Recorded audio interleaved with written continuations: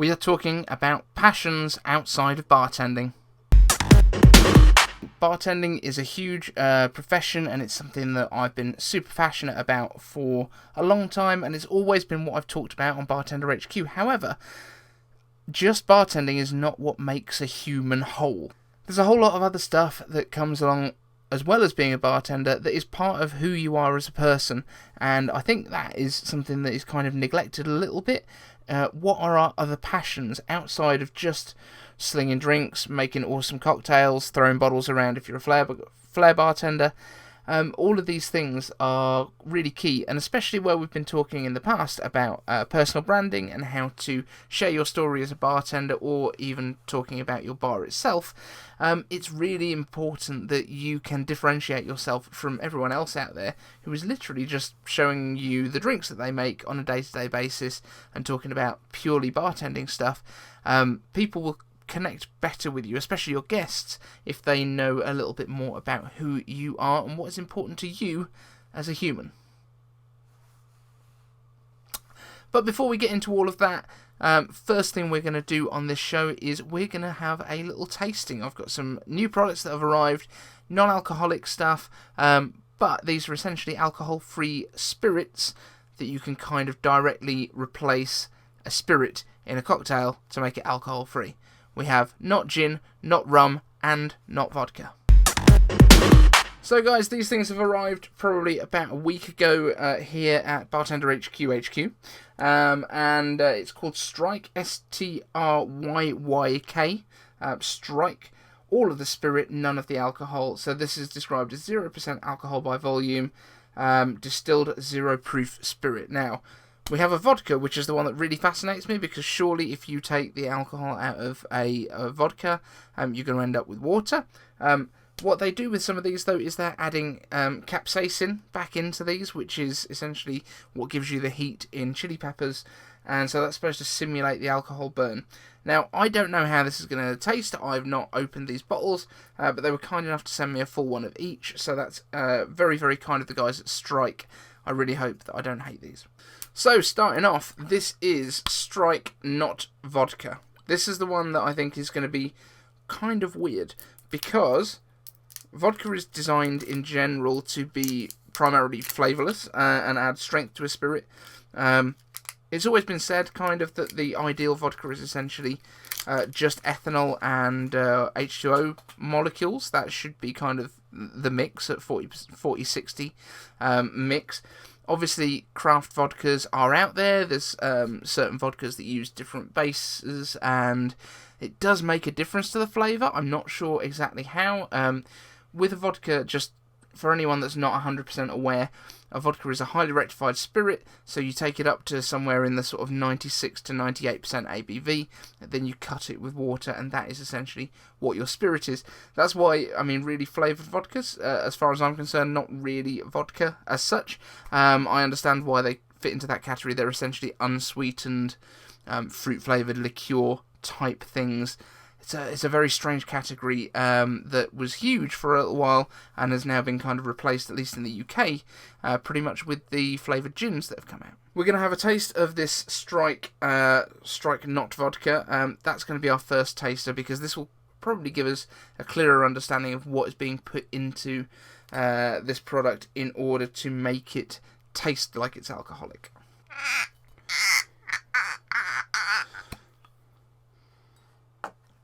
So, okay, let's pour a little bit in here. So, I'm pretty sure this is not designed to be drunk straight, so this is going to be more about seeing what it is. Now, immediately, on the nose, this is not, it's not smelling like alcohol. It hasn't got the volatiles that you would expect. It has got some kind of heat to it. It actually smells a little bit like peppers, but not so much like a spicy pepper, and more like a bell pepper kind of nose. So this is going to be really weird. Let's have a little taste. Apparently the heat will come from capsaicin. Let's see what happens.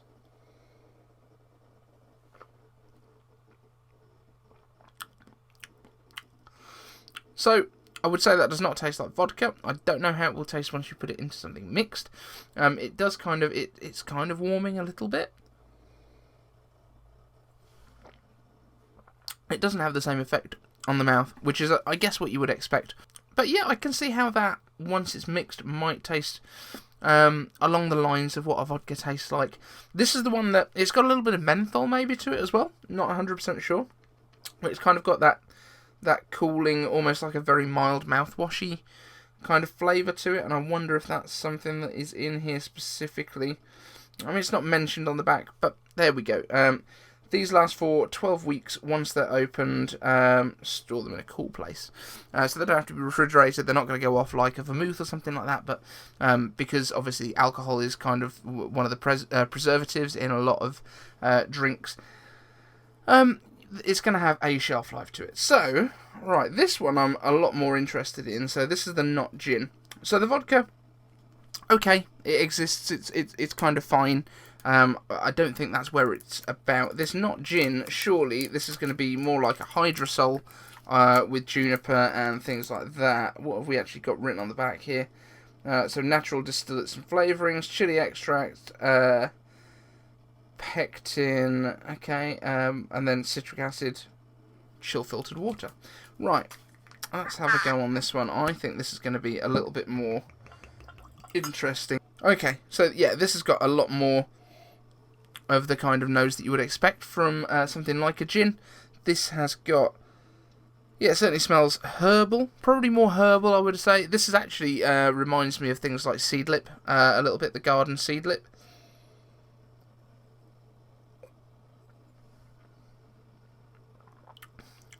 So again, this is actually more, there's almost like pea flavour in there, that kind of fresh pea grass. Like fresh cut grass. Like, I'm not actually getting much juniper. It's got more kind of more pine tree on the nose than it has on the palate. And again, it's got that kind of cooling, mentholy, minty aspect to it. This one I'll be interested to try, which we'll do during the week. We'll do a little bit more in depth. I'll do a bit more research beforehand, but we'll try this with some mixers, and the same with the others in the range. Everyone likes some mouth sounds on a podcast. So, yeah, that's more interesting. There's definitely more to the gin than there is with the vodka. The vodka did definitely taste kind of bell peppery. I wouldn't say, though, although they've mentioned the chili extract, I don't notice any kind of chili heat to these. That might just be my palate, that I'm very much into hot, spicy foods, so that's something we'll mention, obviously, when we come to Passions Outside Bartending. But like this last one, this one's obviously got the colour to it. This is our Not Rum. So Stryyk Not Rum. Let's have a little taste. So this one, I think I was most interested in the list of flavours. So it's got a colour added to it, and I believe there was something about raisins and that kind of thing that was being put into these. So let's give this one a little taste. Oh, now that definitely has got some rum kind of nose to it. It's got the sweet kind of brown sugar, like that molasses. That actually smells a lot more like rum than the other two smelled like vodka or gin, to be completely honest. Now, I'm not saying that these are bad products. What I'm saying is that they don't taste the way that you would expect a gin or a vodka to taste, because the majority of that would come from the alcohol burn. It will be interesting once we actually mix these.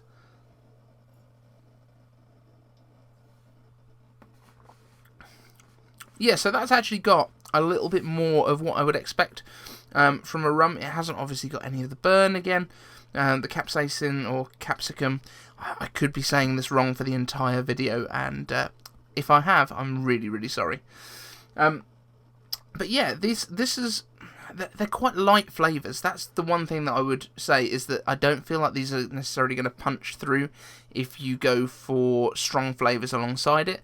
However, add a little bit of cola to this, maybe you're going to be, maybe you're going to get that kind of rum feel coming through. Yeah, I quite like this one.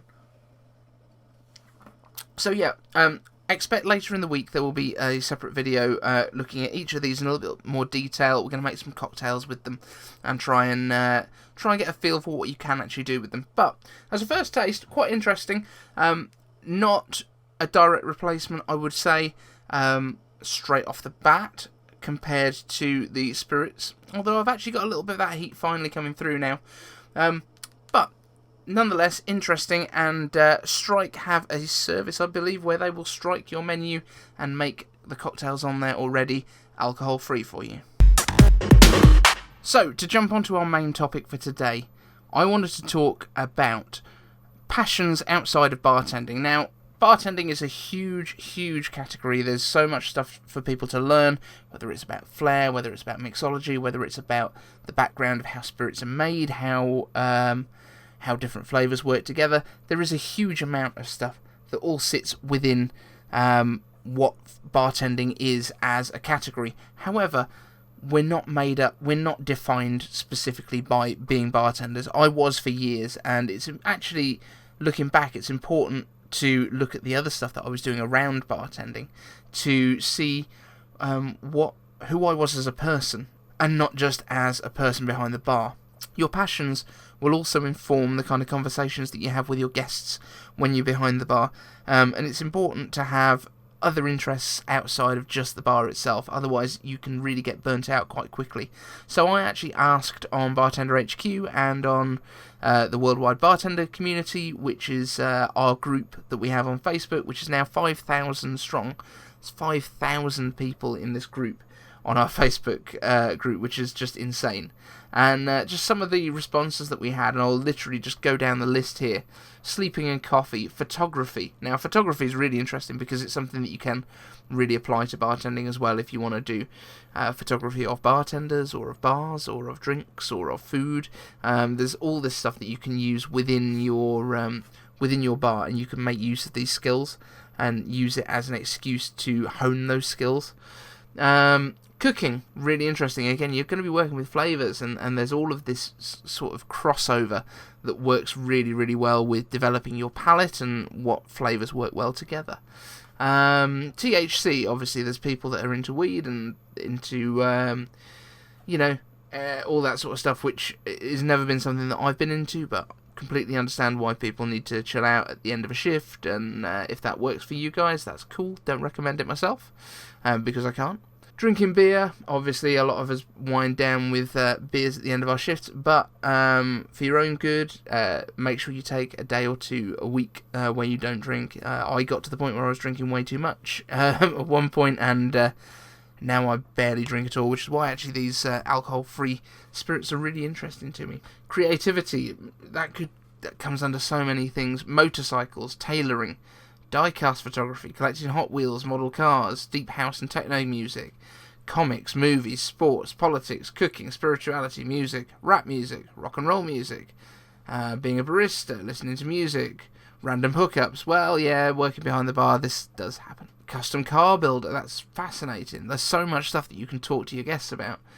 Music industry, football, Broncos, I'm guessing that's a sports team. I don't do sport. Very happy with my routine and running an active fitness freak. Active fitness freak. Now, taking care of yourself, really important, and it's something that I've been working on myself this month with no days off Vember. So today, as I record this, is the 15th, and I've done 15 days without missing a day at the gym. I know that's not a long time. There's people out there like Zach Prohaska from Cocktails and Dreams Bartending and UFlair, and he's, I think, just coming up to 1,000 days without missing a day. We've got to start somewhere, and I'm really trying to take my health a bit more seriously now. Dolphin training, Zach Abbott, you get a shout out because dolphin training is pretty cool, my friend. Tequila, travel, training, and camping and drinking. So yeah, I mean, there's a whole bunch of different responses, and you know, what you're into is not that important. I'm going to run through some of the stuff that I have done during the time that I've been a bartender. So when I first started bartending, I was kind of really into it, and there wasn't a great deal outside of it. I've always been interested in technology, and when I first started bartending, actually, I was at uni doing engineering degree. So I was working on product design for engineering, a lot of heavy math, that sort of thing. And I was really interested. I had smartphones, but it was way before iPhone existed at all.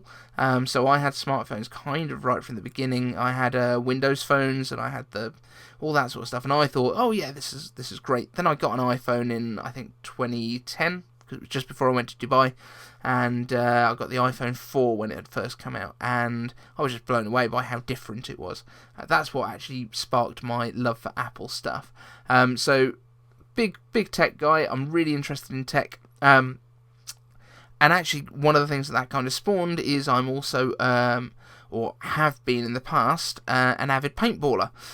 So I played, when I was bartending at TGI Fridays, I spent one day, no, this is the way the story works.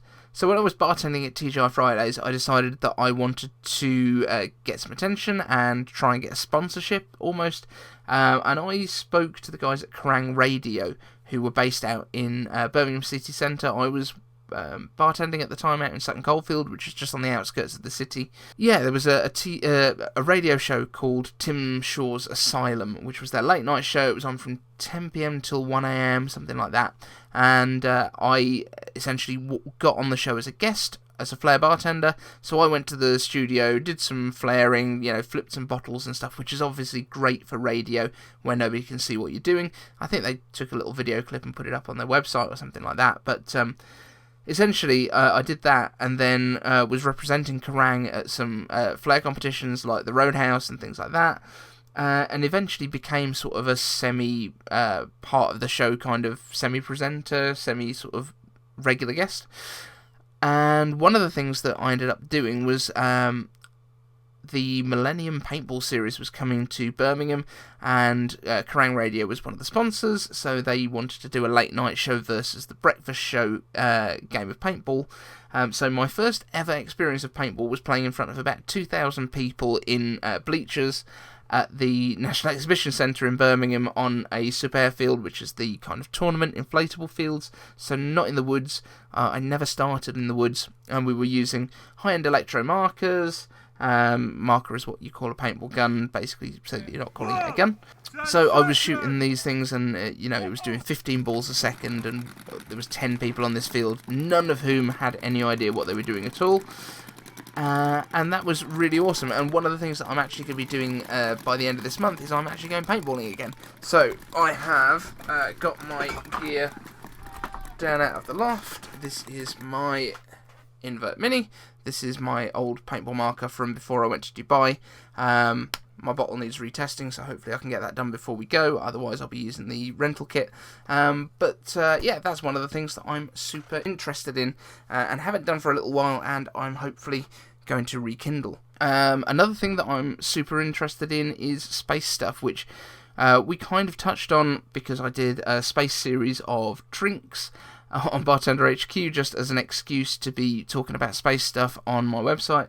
I really, if I look at my Instagram kind of suggested posts, the stuff that I interact with the most is what kind of influences what comes up on there. And it turns out space is pretty prominent. It's probably 2/3 of the posts that get suggested to me. So I follow SpaceX with what they're doing. I've got patches here from going to the National Space Centre. Apollo has just turned 50, which you will probably have heard about. 50 years since we landed on the moon the first time. If any of you come into my comments and tell me that we did not land on the moon, I will ignore you because you're stupid. Yeah, my microphone's just decided to fall down on me. That's fun. But yeah. These are the things that I'm passionate about, and I think these days as well, with what Elon Musk is doing with SpaceX and the idea that we might be heading over to Mars soon, I think is fascinating. I think it's fascinating that my kids might end up working in space rather than working on Earth. I think that's actually quite a realistic possibility. So all of this stuff is incredibly interesting to me, and probably not to you, which is why I will not go on about it forever. But the final thing that I'm really interested in, and we've talked about this a couple of times on the podcast, is personal branding and internet marketing stuff. I'm not interested in anyone that is trying to sell online courses. If you look back a little while ago, I was selling an ebook which was about how to memorise cocktails quickly and easily, and I didn't charge a great deal of money for it, but there are people out there that are selling courses for $5,000. I'm not interested in that at all, and it's basically through following a guy called Gary Vaynerchuk, who is insanely good at this stuff, and he's put out this massive deck at the weekend. So I work as a community manager as well with Gary's First In Line team. So if you search First In Line on Facebook, you will find the group and you can join, and it will help you out with if you want to create a personal brand, or if you want to help with marketing your bar or setting up your own business or anything like that. And I just find it really fascinating. He's put out this 270 slide deck of how you can create massive amounts of content. It's completely free, doesn't even grab your email address or anything for it. So if you're in any way interested in anything marketing related, I do recommend you pick a copy of that up. There's a few things that have come up this week that I really want to be talking about in a podcast, which I think I'm going to be getting Sam on next week to have a chat. One thing is gender neutral cocktails. Now there's a bar in London called Burger and Lobster, or Lobster and Burger, one of the two, can't remember off the top of my head. However, they have essentially created a list of 5 or 6 cocktails that are all clear, colourless, come in pretty standard glassware, don't even have names. The whole idea is that you don't get any preconceptions about what's a boy drink, what's a girl drink, what's, a grown-up drink, what's a fun party drink, by looking at the drink or what it's called. Now, I don't know what I think about this. A lot of the feedback that I saw was people saying you need to grow up and just be comfortable with using a certain glass. Now, I don't think it's for a bar to decide what people are comfortable with. I think it's very much for bars to accommodate what our guests want. So it's an interesting thing. I don't know if it's a good thing or a bad thing, but I would love your feedback on it. Hit me up on Twitter at BartenderHQ, and I would love to know your feedback, because if I talk to Sam about this next week, it would be really interesting to include some of your feedback and stuff as well.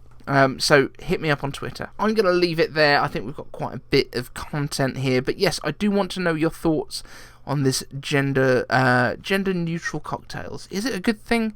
Is it something we need to do, or is it just an interesting thing for the free market to do and see if people like it? Because as far as I'm concerned, in most cases, there's no reason to not do anything. You don't want to offend anyone, but if you've got an interesting idea, try it. If people like it, then keep doing it. If they don't like it, stop doing it. That's kind of how I work. So until next time, guys, thank you for joining me for the BartenderHQ.com podcast, and we will catch you on the next show.